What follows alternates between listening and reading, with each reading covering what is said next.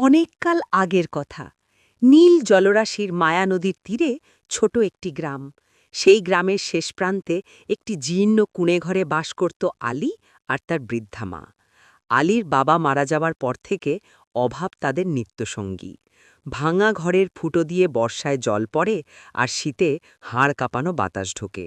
কিন্তু এত কষ্টের মাঝেও আলীর মনে ছিল অসীম সাহস আর দুচোখে এক বুক স্বপ্ন। সে পেশায় ছিল একজন সাধারণ জেলে। এক তপ্ত দুপুরে আলীর মা ছেঁড়া শাড়ির আঁচল দিয়ে কপালে জমে থাকা ঘাম মুছছিলেন। চালের হাঁড়িটা উল্টে দেখলেন এক মুঠো চালও অবশিষ্ট নেই। দীর্ঘশ্বাস ফেলে তিনি আলীকে বললেন, বাবা আলী, আজ তো উনুনে হাঁড়ি চড়বে না মনে হয়।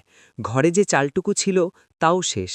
তুই নদীতে যাচ্ছিস ঠিকই, কিন্তু পাড়ার জেলেরা বলছে আজকাল নাকি কূলে একদম মাছ পাওয়া যায় না। আলী তার পুরনো জালটা মেরামত করছিল। মায়ের কথায় সে মুখ তুলে হাসল। সেই হাসিতে কোনো দুশ্চিন্তা ছিল না। সে বলল, চিন্তা করো না মা, নদীর কূলে মাছ নেই তো কি হয়েছে। আমি আজ ডিঙি নৌকা নিয়ে মায়া নদীর একদম গহীনে চলে যাব। যে সাহস দেখায় আল্লাহ তার সহায় থাকেন। তুমি শুধু দোয়া করো, আজ আমি ঠিকই বড় কোনো মাছ নিয়ে ফিরব। ঠিক সেই সময় তাদের প্রতিবেশী রহমত মিয়া আলীদের বাড়ির পাশ দিয়ে যাচ্ছিলেন। রহমত লোকটা ছিল প্রচণ্ড লোভী আর পরশ্রীকাতর। অন্যের ভালো সে সহ্য করতে পারত না। আলীর কথা শুনে সে উপহাসের স্বরে বলে উঠল, আরে ও আলীর পো, বলি সাহস থাকা ভালো, কিন্তু বোকামি নয়। মায়ানদীর গহীনে রাক্ষুসে ঢেউ আর কাল নাগিনীর বাস। মাছ ধরতে গিয়ে নিজের প্রাণটা শেষে খোয়াস না। তার চেয়ে বরং আমার খেতে কামলা খাটগে যা, দুবেলা দুমুঠো ভাত অন্তত পাবি। আলী শান্তস্বরে জবাব দিল, রহমত চাচা, যার পেটে ক্ষুধা আর মনে সততা থাকে সে ঢেউকে ভয় পায় না। শ্রম দিয়ে যা পাবো তাতেই আমার তৃপ্তি। অন্যের করুণায় আমি বাঁচতে চাই না।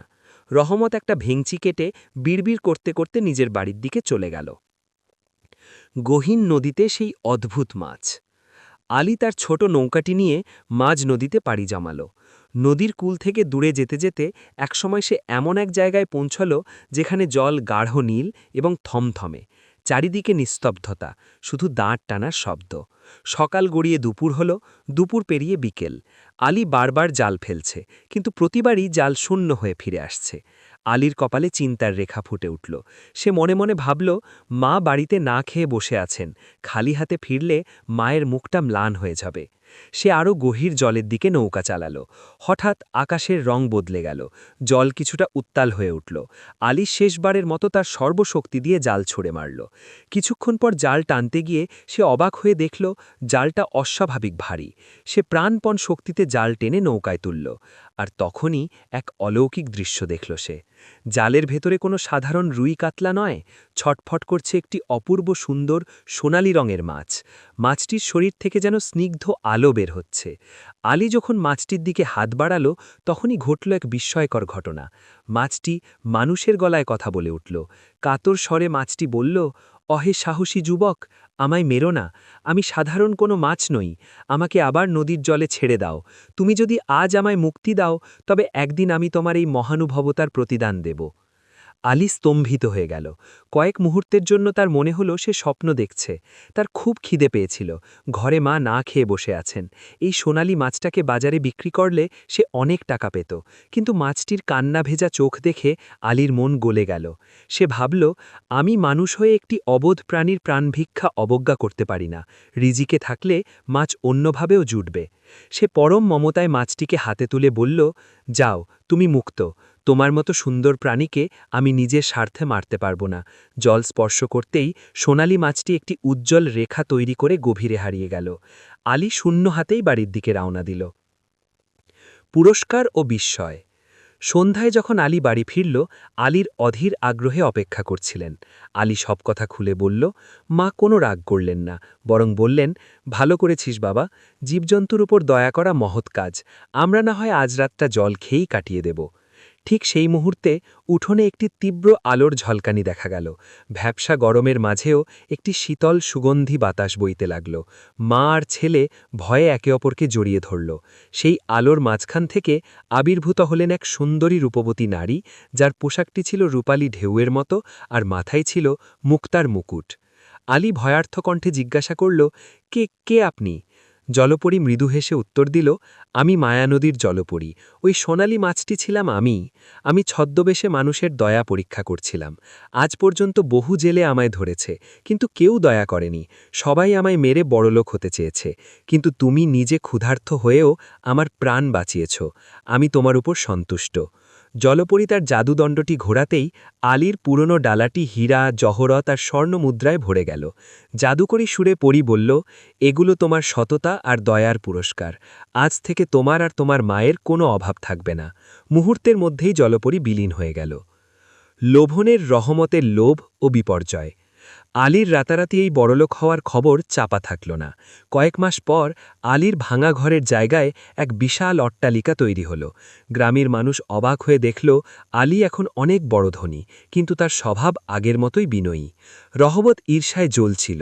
একদিন আলীর বাড়িতে গিয়ে কপট দরদ দেখিয়ে সব রহস্য জেনে নিল। আলী সরল মনে জলপরীর কথা তাকে বলল। রহমত মনে মনে ভাবল, আলী তো একটা বোকা, সে শুধু সামান্য সোনা পেয়েছে। আমি যদি সেই মাছটাকে ধরি, তবে তাকে হুমকি দিয়ে রাজ্যের সব ধনদৌলত কেড়ে নেব, তারপর তাকে ছাড়ব, নইলে তোকে আমি কেটে কুচি কুচি করে ফেলব। হঠাৎ শান্ত মায়ানদী ভয়ঙ্কর রূপ ধারণ করল। মেঘের ডাক আর বিজলির চমকানিতে আকাশ লাল হয়ে গেল। সোনালি মাছটি নিমিষেই এক বিশাল এবং ক্রুদ্ধ রূপ ধারণ করল। জলপরীর সেই শান্ত চেহারা এখন আগুনের মতো লাল।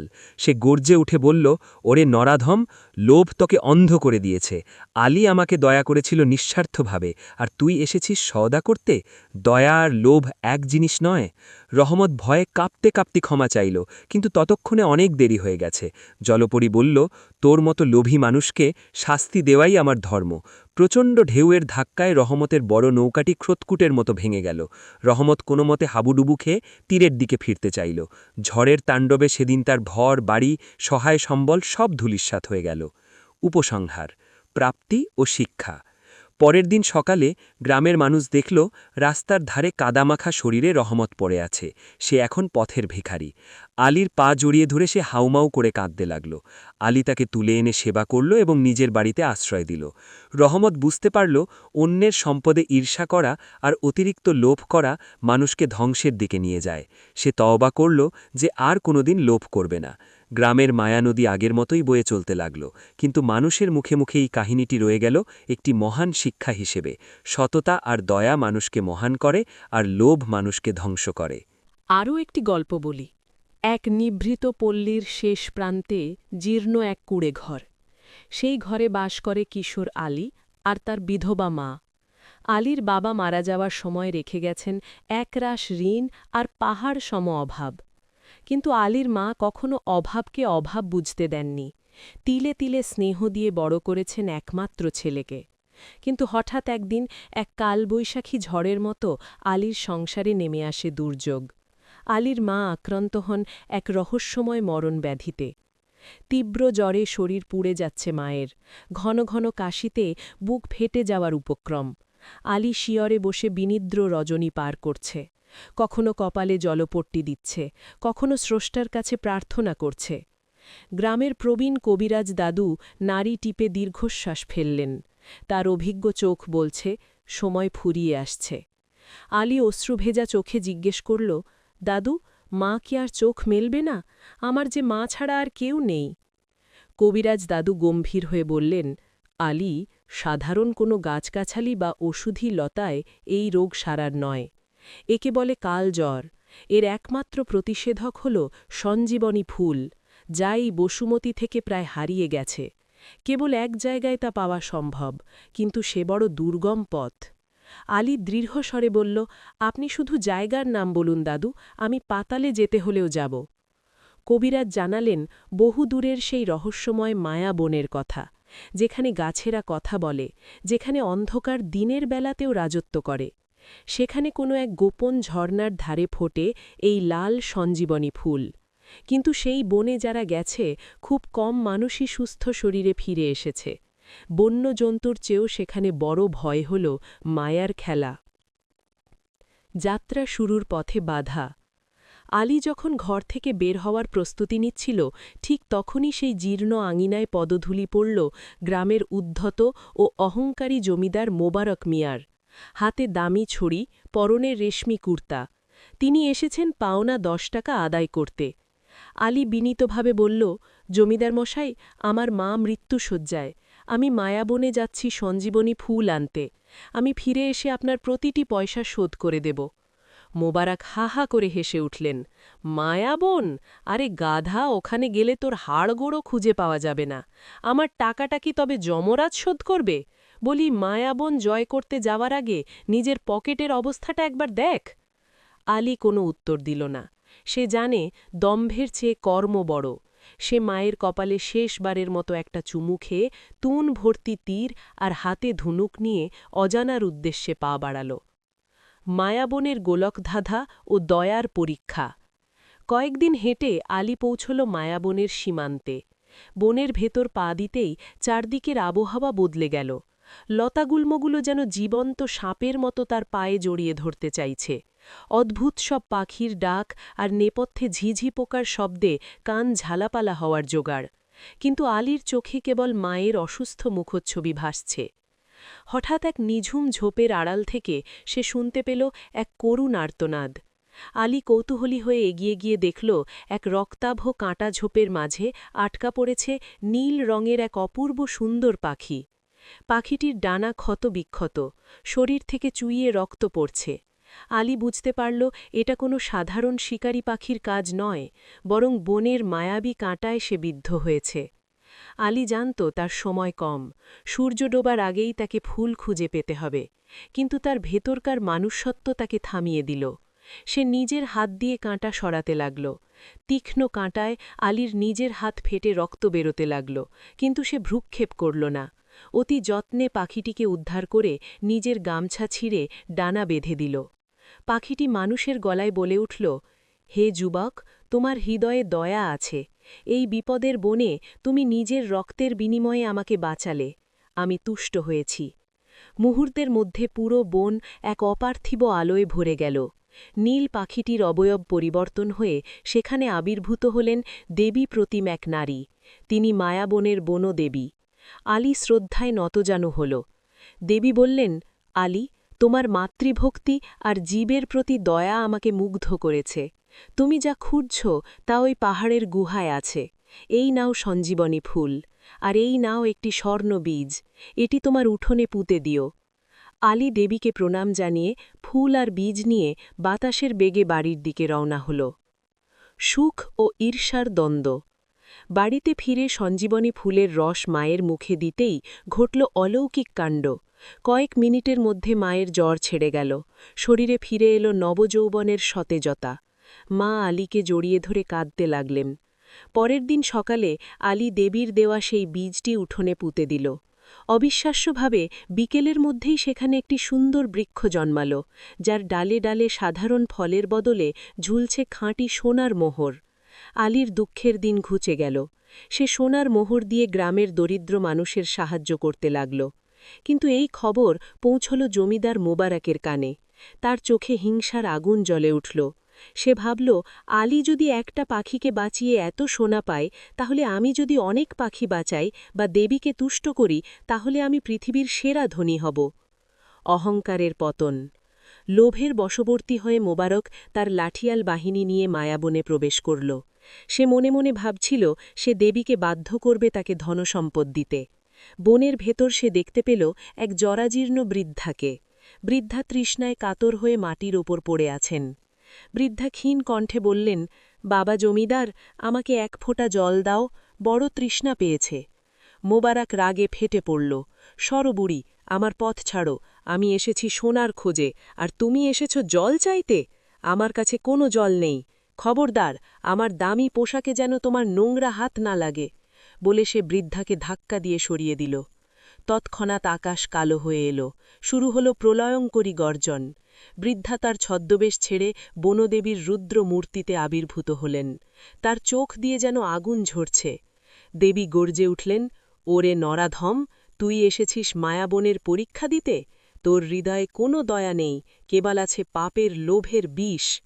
আলীর সাহস ছিল দয়া থেকে জন্ম নেওয়া, আর তোর এই যাত্রা হল পাপের অহংকার। যা, আজ থেকে তোর প্রাসাদের সমস্ত ধনসম্পদ কালো কয়লায় পরিণত হবে। তোর দম্ভ ধুলোয় মিশিয়ে দিলাম। বিদ্যুতের ঝলকানিতে মোবারক জ্ঞান হারান। পরের দিন সকালে যখন তার জ্ঞান ফিরল, সে দেখল সে বনের বাইরে জঙ্গলের ধারে পড়ে আছে।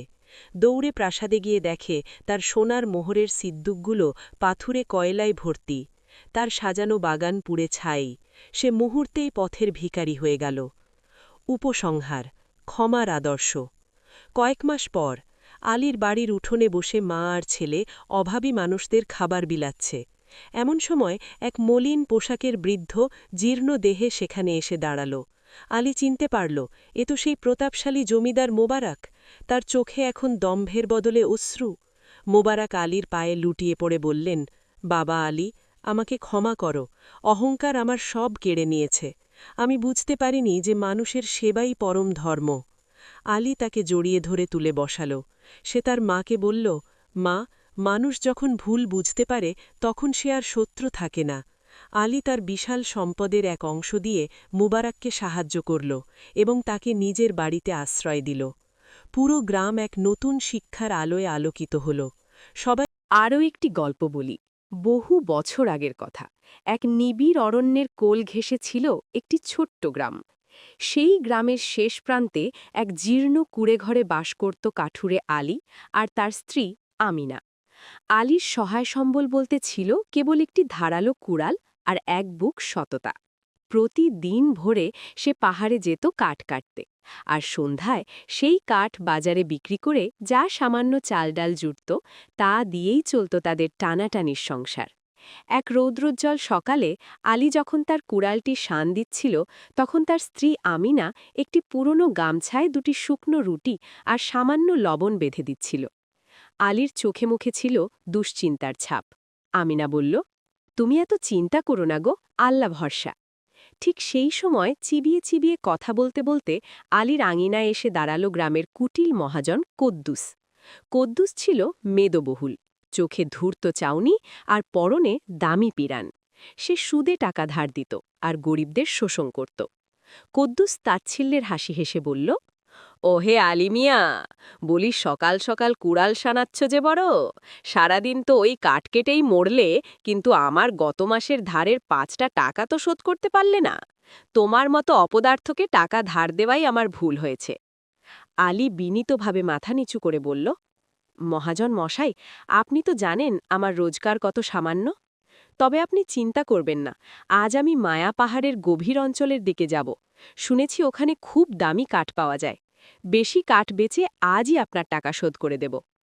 কদ্দুস হো হো করে হেসে উঠল, মায়া পাহাড়? আরে বোকা, ওখানে তো দিনে দুপুরেও অন্ধকার থাকে। লোকে বলে ওটা জাদুকরি পাহাড়। হিংস্র জন্তু আর পাথরের খাঁজে পড়ে মরবি নাকি? বলি, আমার মতো একটু বুদ্ধি খাটা, মানুষকে সুদে টাকা দে, তবেই তো বড় লোক হবি। পরিশ্রম গাধায় করে, মানুষ নয়।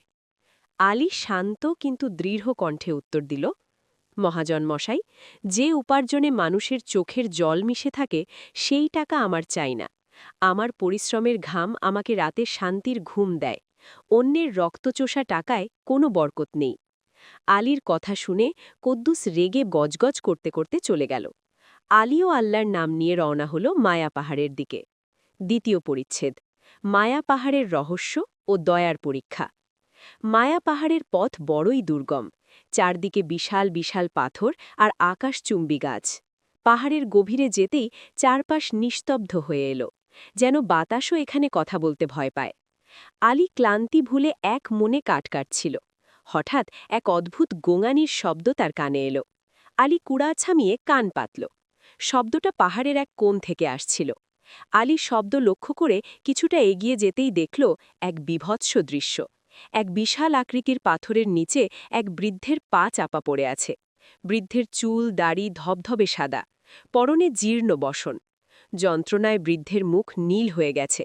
আলী দ্রুত দৌড়ে গিয়ে বলল, দাদু, আপনি একদম ভয় পাবেন না, আমি আপনাকে বের করছি।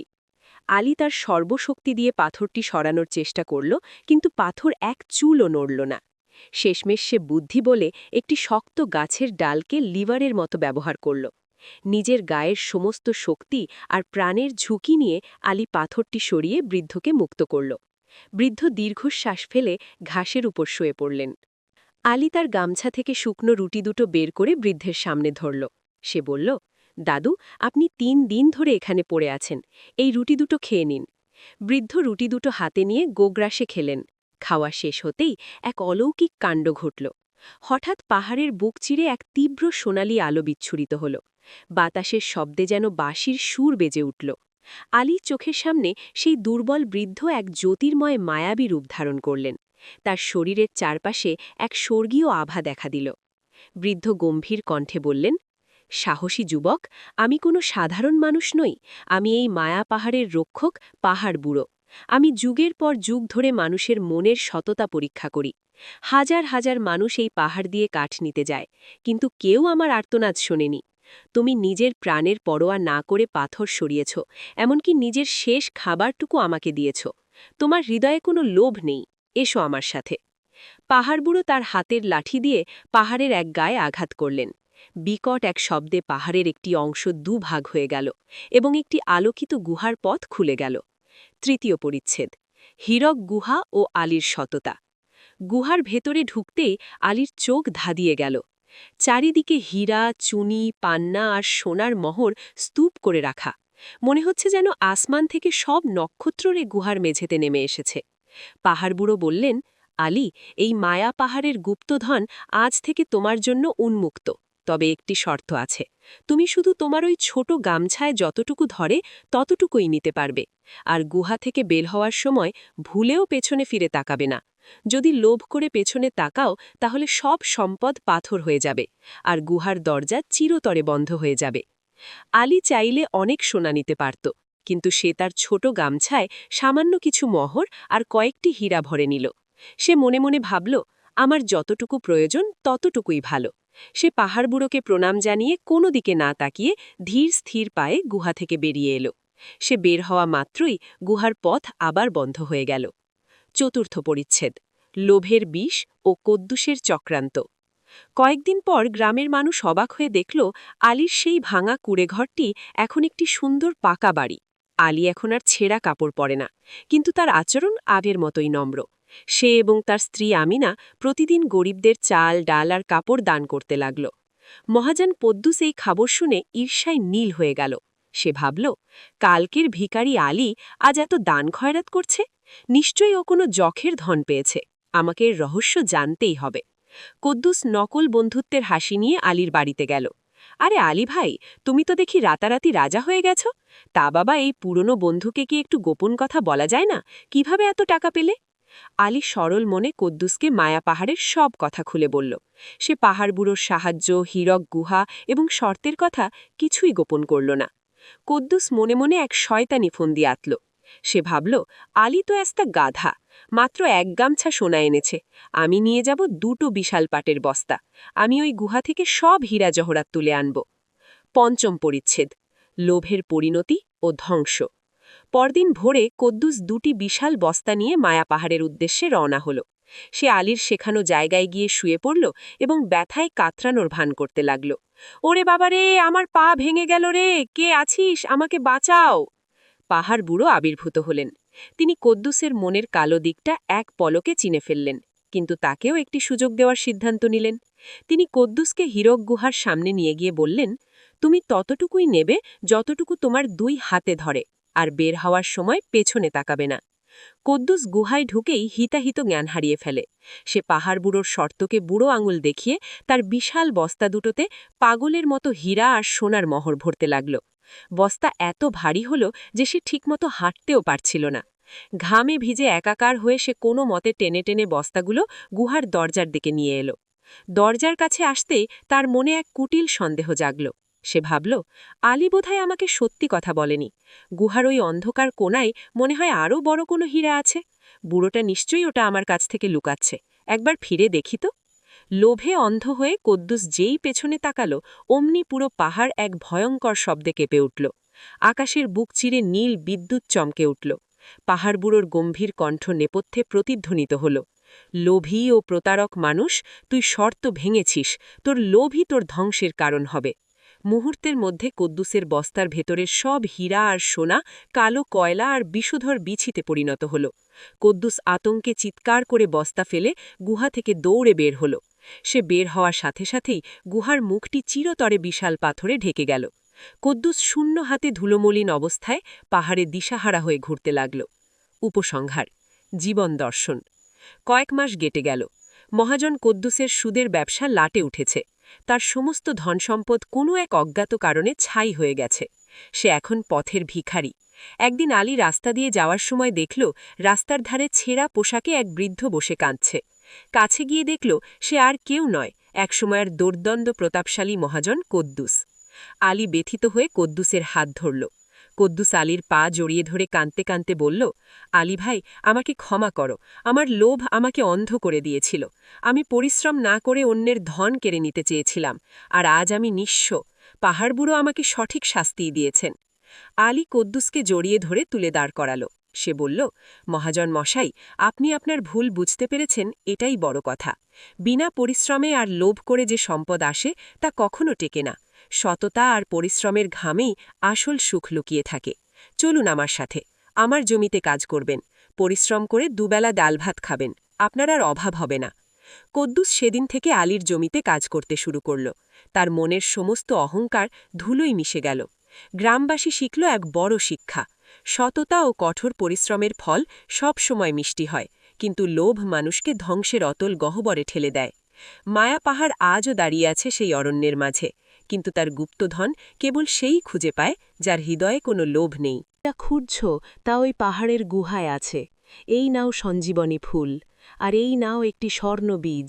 এটি তোমার উঠোনে পুঁতে দিও। আলী দেবীকে প্রণাম জানিয়ে ফুল আর বীজ নিয়ে বাতাসের বেগে বাড়ির দিকে রওনা হল। সুখ ও ঈর্ষার দ্বন্দ্ব। বাড়িতে ফিরে সঞ্জীবনী ফুলের রস মায়ের মুখে দিতেই ঘটল অলৌকিক কাণ্ড। কয়েক মিনিটের মধ্যে মায়ের জ্বর ছেড়ে গেল। শরীরে ফিরে এলো নবযৌবনের সতেজতা। মা আলীকে জড়িয়ে ধরে কাঁদতে লাগলেন। পরের দিন সকালে আলী দেবীর দেওয়া সেই বীজটি উঠোনে পুঁতে দিল। অবিশ্বাস্যভাবে বিকেলের মধ্যেই সেখানে একটি সুন্দর বৃক্ষ জন্মাল, যার ডালে ডালে সাধারণ ফলের বদলে ঝুলছে খাঁটি সোনার মোহর। আলীর দুঃখের দিন ঘুচে গেল।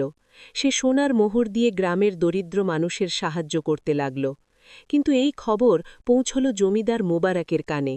তার চোখে হিংসার আগুন জ্বলে উঠল। সে ভাবল, আলী যদি একটা পাখিকে বাঁচিয়ে এত সোনা পায়, তাহলে আমি যদি অনেক পাখি বাঁচাই বা দেবীকে তুষ্ট করি, তাহলে আমি পৃথিবীর সেরা ধনী হব। অহংকারের পতন। লোভের বশবর্তী হয়ে মোবারক তার লাঠিয়াল বাহিনী নিয়ে মায়াবনে প্রবেশ করল। সে মনে মনে ভাবছিল সে দেবীকে বাধ্য করবে তাকে ধনসম্পদ দিতে। বনের ভেতর সে দেখতে পেল এক জরাজীর্ণ বৃদ্ধাকে। বৃদ্ধা তৃষ্ণায় কাতর হয়ে মাটির ওপর পড়ে আছেন। বৃদ্ধা ক্ষীণ কণ্ঠে বললেন, বাবা জমিদার, আমাকে এক ফোঁটা জল দাও, বড় তৃষ্ণা পেয়েছে। মোবারক রাগে ফেটে পড়ল। সরো বুড়ি, আমার পথ ছাড়ো। আমি এসেছি সোনার খোঁজে, আর তুমি এসেছ জল চাইতে? আমার কাছে কোনো জল নেই। খবরদার, আমার দামি পোশাকে যেন তোমার নোংরা হাত না লাগে। বলে সে বৃদ্ধাকে ধাক্কা দিয়ে সরিয়ে দিল।